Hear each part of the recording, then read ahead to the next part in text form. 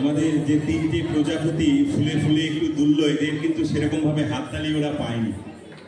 আমি সবাইকে অনুরোধ করব এই উৎসাহ দেওয়ার জন্য। হয়তো ওদের কিছু ভুল ত্রুটি রয়েছে, কিন্তু এটা আগামী পথ চলাটা ওদের অনেক সুগম হবে আপনাদের এই হাততালি। এবারে আমরা উপভোগ করব শাশ্বতী কর্মকারের পরিচালনায় ভানু সিংয়ের পদাবলীর অংশবিশেষ থেকে নৃত্যগীতি।